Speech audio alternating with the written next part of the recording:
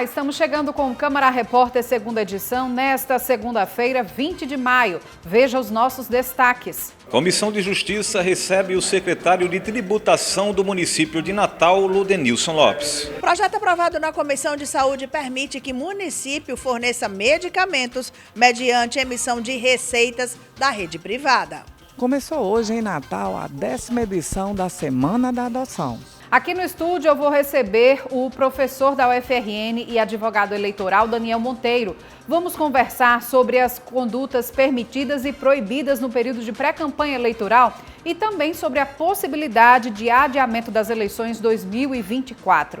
Vem com a gente, o Câmara Repórter segunda edição está no ar.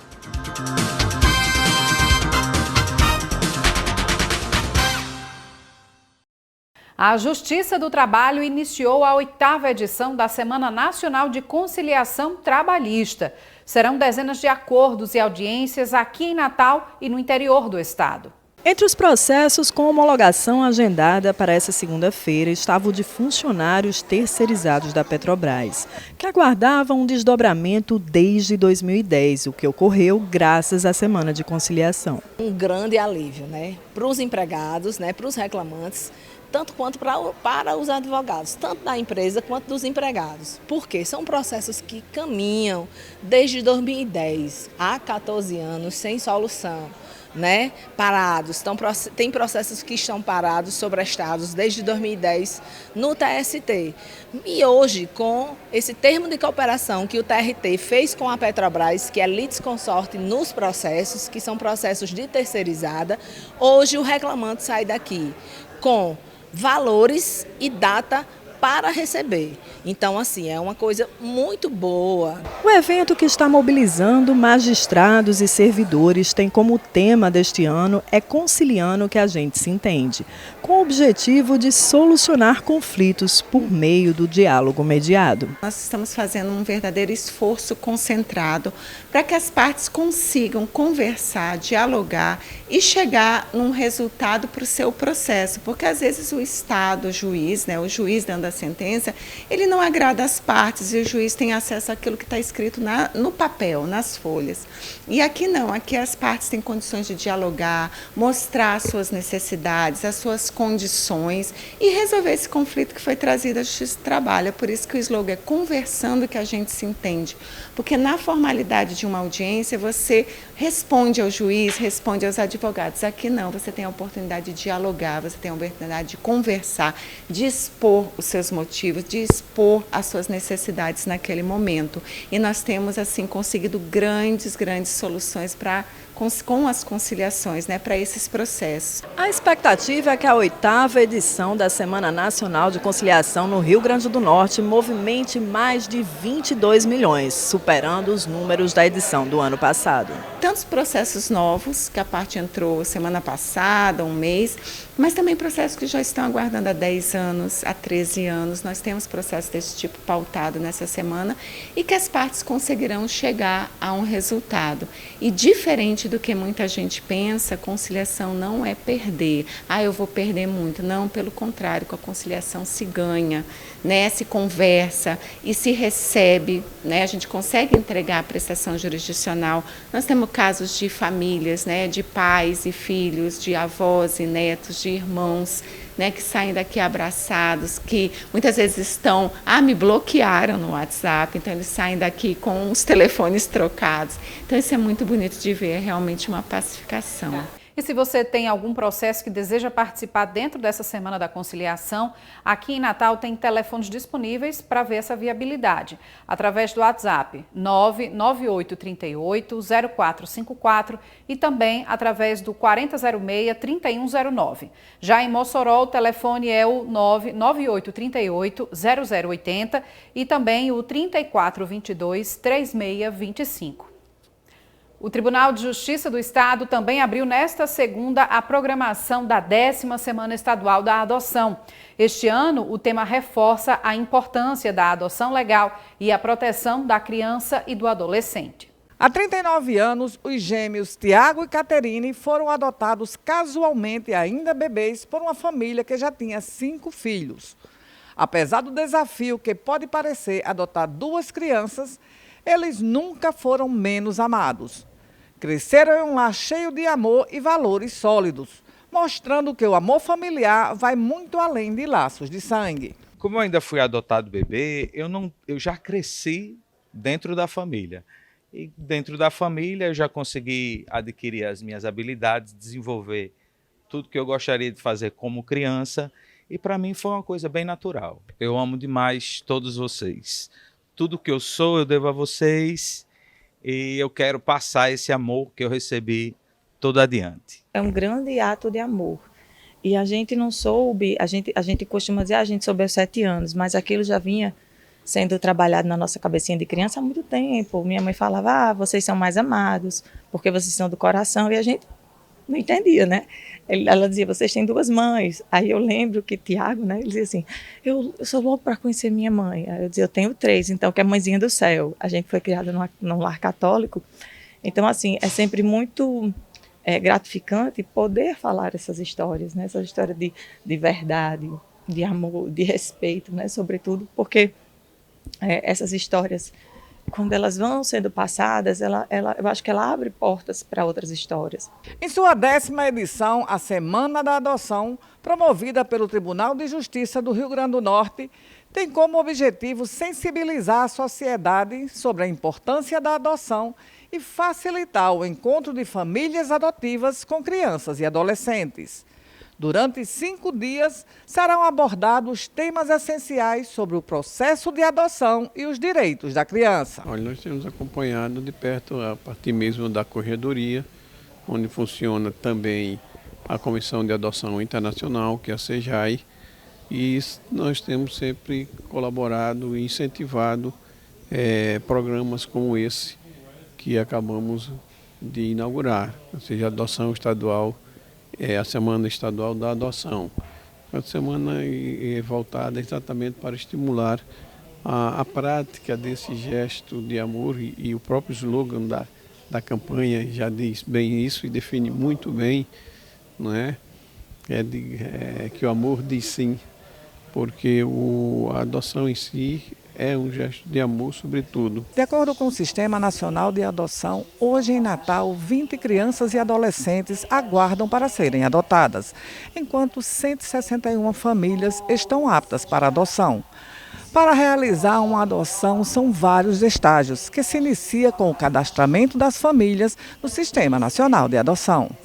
O Sistema Nacional de Adoção tem abrangência no Brasil inteiro.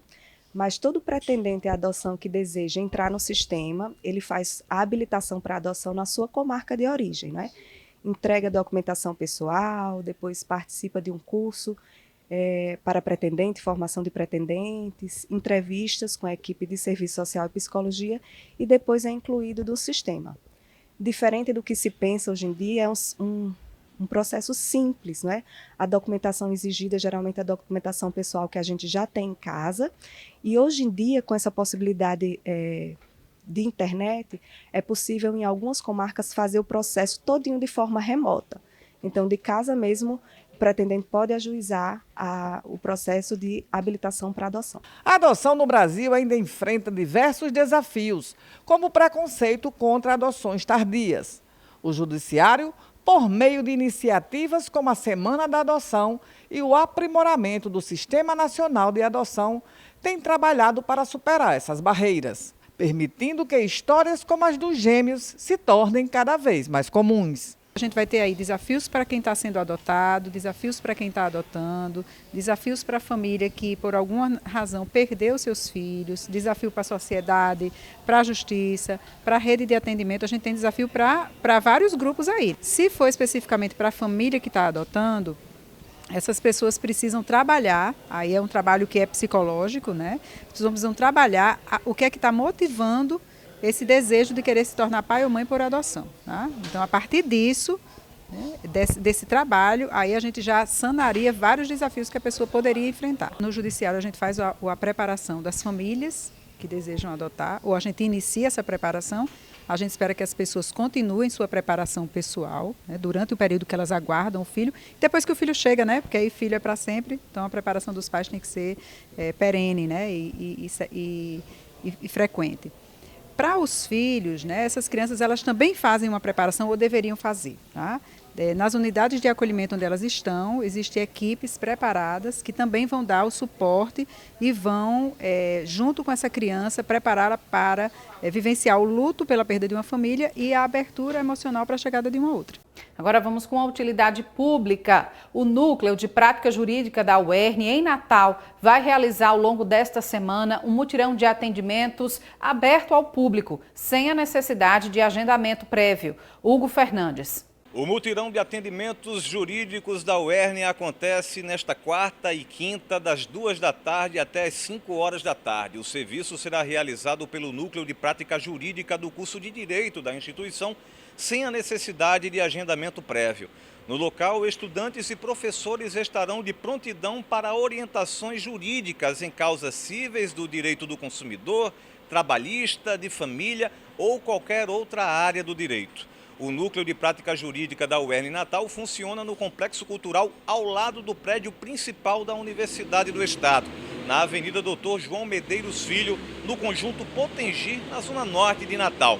A assistência jurídica é voltada para pessoas residentes na Zona Norte de Natal com renda individual não superior a 2 salários mínimos. A seguir, você confere os destaques das atividades da Câmara Municipal nesta segunda-feira. O intervalo passa rapidinho, nós voltamos já. Diagnóstico precoce, game over no câncer infanto-juvenil. A regra do jogo é saber identificar os alertas. Neuroblastoma. Fique atento aos principais sinais e sintomas. Massa palpável no abdômen, irritabilidade e mancha roxa ao redor dos olhos. Procure o médico.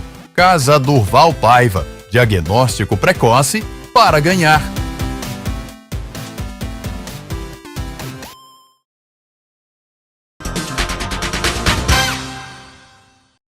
A Comissão de Justiça da Câmara aprovou uma matéria do Executivo voltada à regularização fundiária. O secretário de Tributação de Natal, Ludenilson Lopes, foi convidado pela Comissão de Justiça para esclarecer pontos sobre o projeto encaminhado pelo Executivo que acrescenta e altera artigos referentes ao Código Tributário do município de Natal. A principal modificação firmada no documento dispõe sobre a isenção do imposto de transmissão do programa Minha Casa Minha Vida. É o imposto de transmissão, né? Onde tem os recursos vêm daquele fundo, né, federal, e a gente está com isso, né, isentando o imposto de transmissão, que é o ITIV, né, para aqueles bens adquiridos nesse formato. Nós temos hoje aí a prerrogativa de mais 200 concessões serem feitas a famílias de baixa renda, só que hoje, dentro dessa linha, desse checklist de documentos, é imprescindível que algumas alterações sejam feitas ao nosso Código Tributário. E isso é o que está sendo feito com a proposta de alteração do Código Tributário, porque tramita paralelamente. Atrelado ao projeto, os vereadores aprovaram a matéria também do Executivo que autoriza a conversão de títulos de concessão de direito real de uso em legitimação fundiária no âmbito de projetos de regularização fundiária urbana. Para simplificar e todos entendam, hoje tem em Natal, digamos, um conjunto habitacional lá no Planalto, edificado em uma área privada que foi ocupada irregularmente. Essa alteração na própria lei vai permitir essa regularização fundiária do município poder emitir a essas pessoas terem a titularidade que já estão edificadas e construídas as casas nesse espaço, onde o proprietário, que há mais de 40 anos é o detentor da titularidade, não tem interesse em, eu diria, a desocupação dessas casas para a reintegração de posse.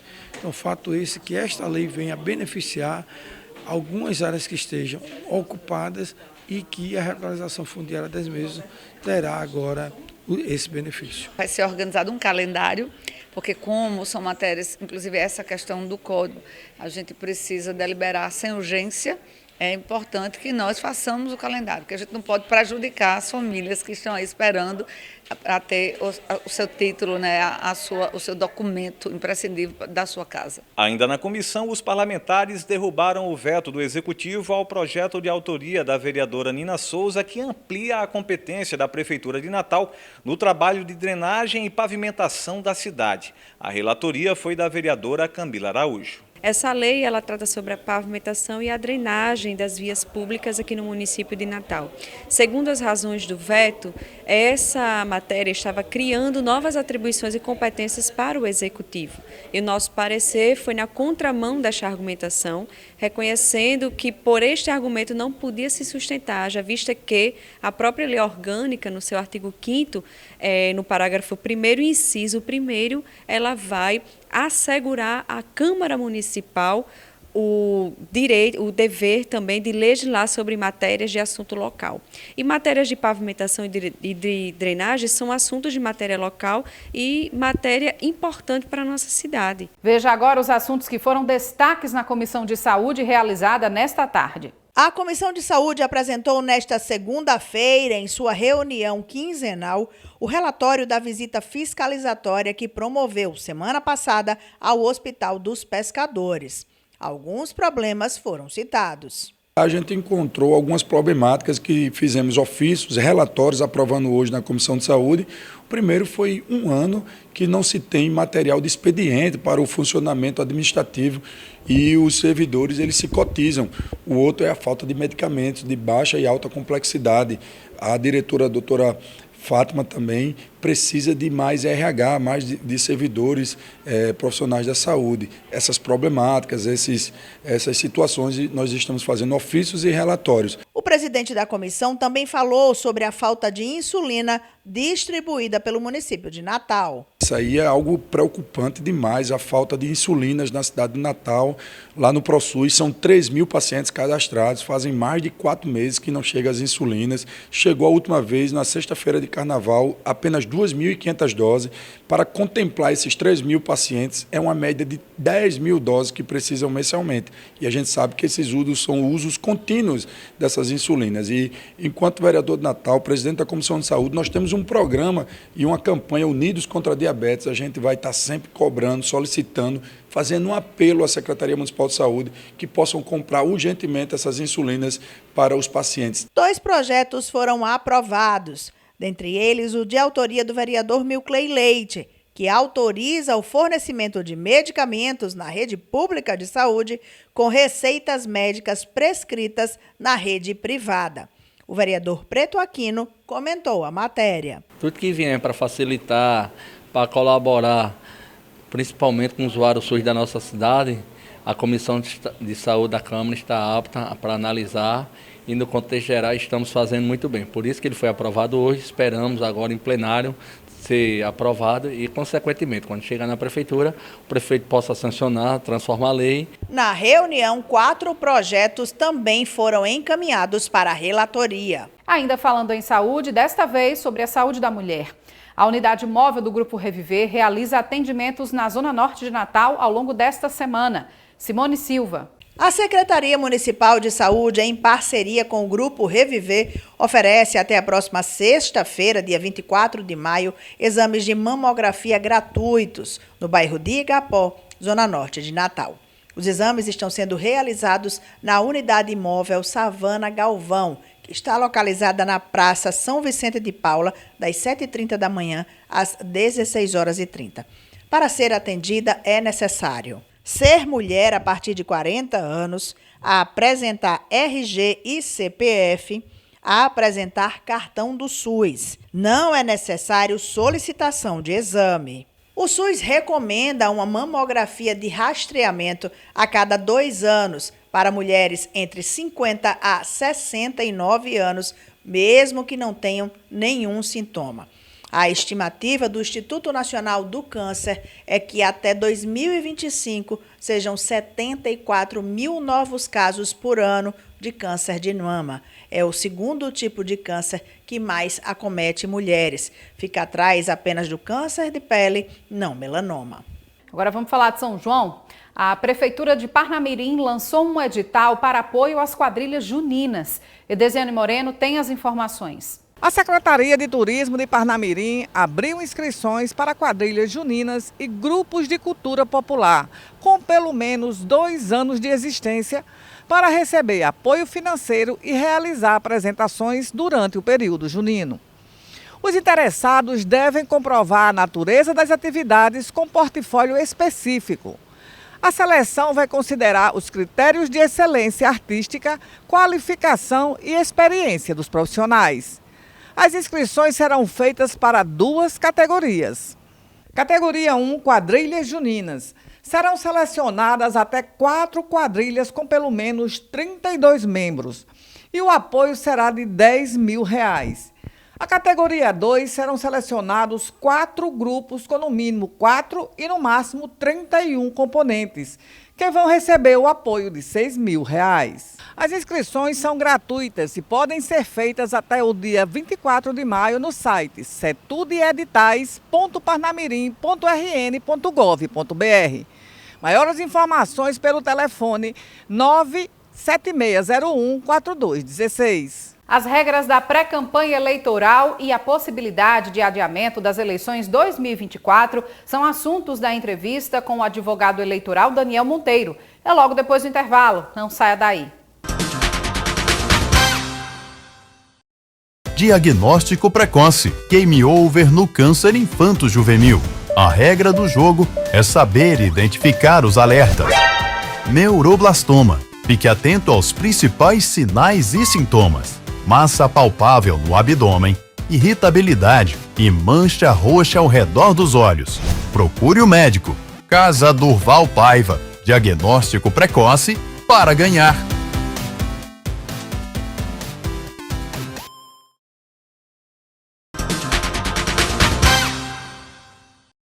Estamos de volta aqui com o Câmara Repórter para falar um pouco sobre as regras nessa pré-campanha eleitoral.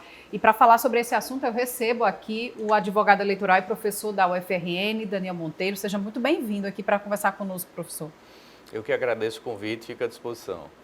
E a gente o traz aqui, como eu falei, para falar dessas condutas desse período de pré-campanha que a gente vê que já se aproxima para o início estabelecido no calendário eleitoral do dia 16 de agosto, para o início oficial dessa campanha eleitoral, mas a pré-candidatura já tem toda uma característica, né, de campanha, né, com a conduta, vamos dizer assim, proibida ao máximo ser o pedido de voto nesse momento. Mas há uma análise, segundo o que vem sendo divulgado na mídia, muitas vezes, de possíveis excessos de pré-candidatos.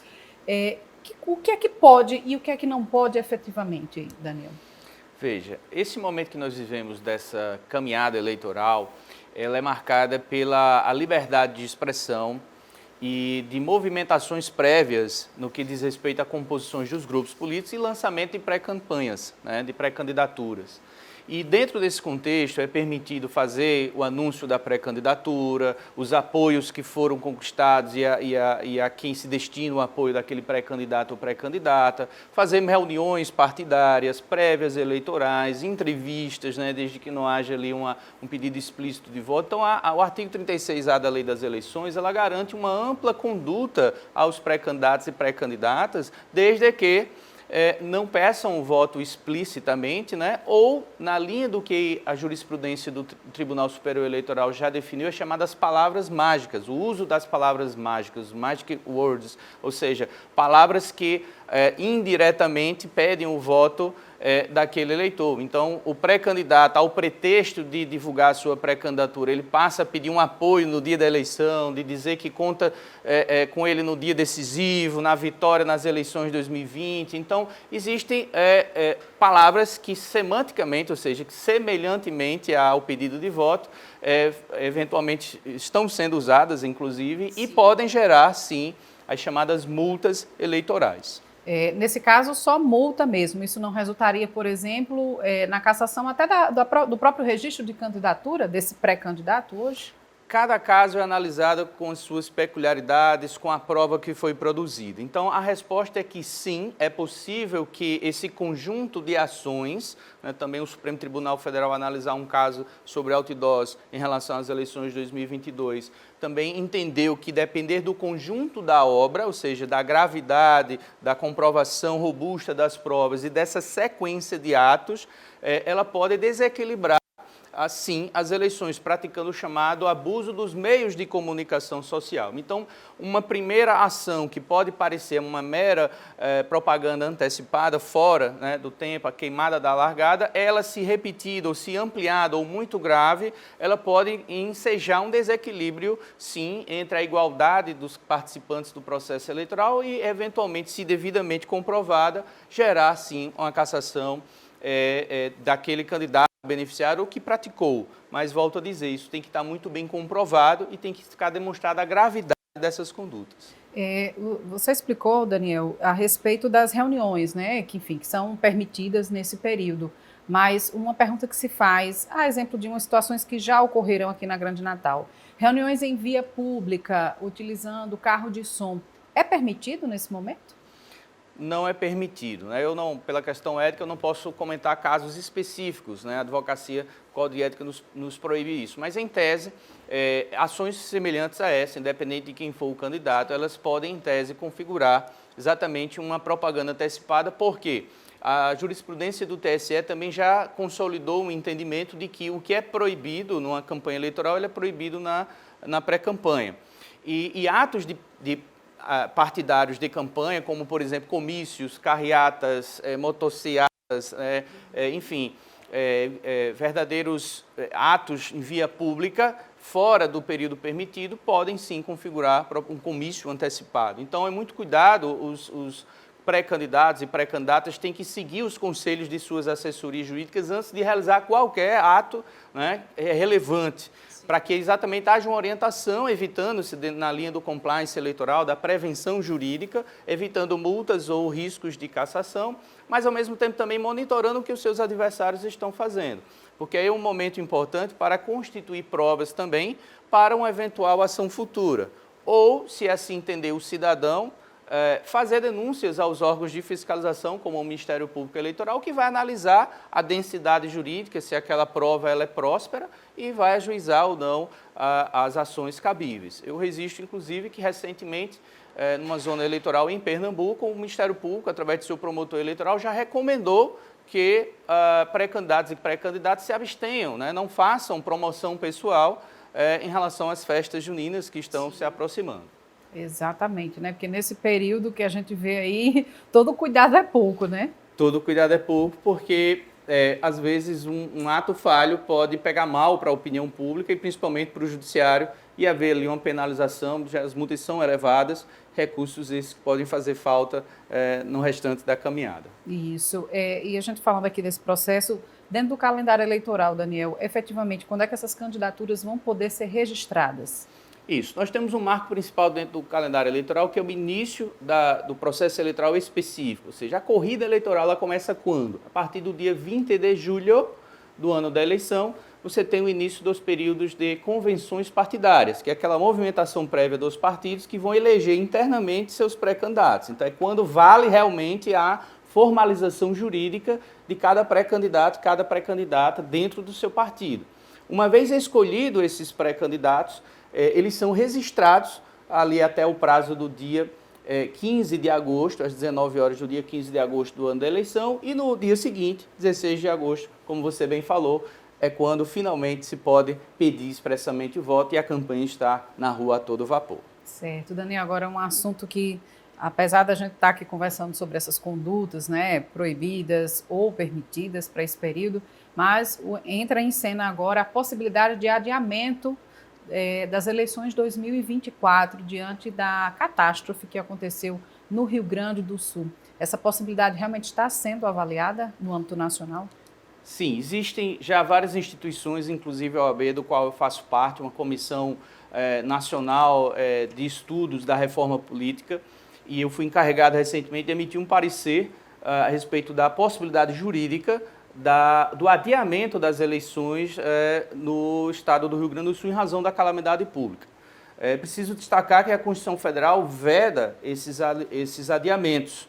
Nós temos um princípio da anualidade, lá no artigo 16 da Constituição Federal, que proíbe qualquer mudança no processo eleitoral um ano antes da eleição. Então, lógico, mudando a data é a principal mudança, essa regra ela é vedada. Porém, de maneira excepcionalíssima, aconteceu por a primeira vez na história democrática, desde 1988, um adiamento que foi o caso ensejado pela pandemia mundial do Covid. Então, as eleições de 2020, como nós sabemos, foi adiado por alguns meses para que houvesse uma readaptação e o calendário ocorresse sem maiores prejuízos. Isso foi viável através de uma costura entre os poderes.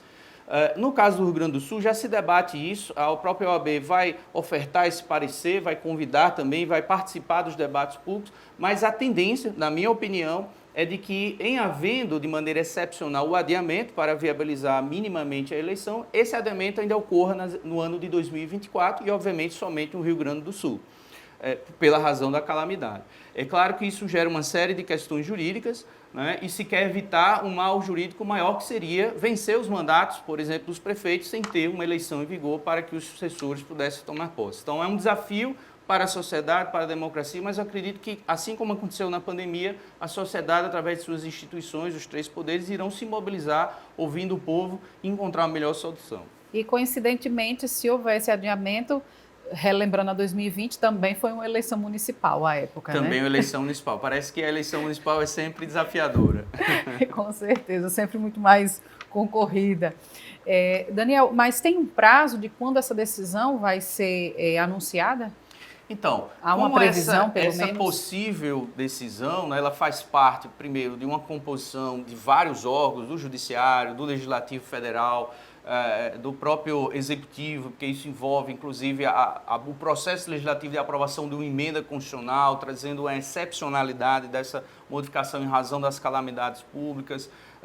Isso não tem um prazo específico. É óbvio que, do ponto de vista da razoabilidade constitucional, da previsibilidade, da segurança jurídica, quanto mais cedo essa construção de uma solução jurídica e constitucional for sedimentada, for consolidada, ou seja, uma emenda constitucional for aprovada, mais segurança jurídica se dará a esse processo, né? E, evidentemente, se isso correr muito em cima, ficará, evidentemente, os prazos muito apertados. Então, o esforço é válido, primeiro, para debater, para ouvir, para entender, para se colocar as soluções jurídicas e práticas possíveis, porque a solução não passa só por um poder, né? A harmonia entre os poderes, que está previsto lá no artigo 1º da Constituição, ele está sendo muito convocada neste momento, né? A conscientização e, sobretudo, o espírito público em favor de atender uma necessidade tão premente, sobretudo nossos irmãos do Rio Grande do Sul. Tá certo, então vamos aguardar aí, né, o que é que vai ser resolvido a respeito disso.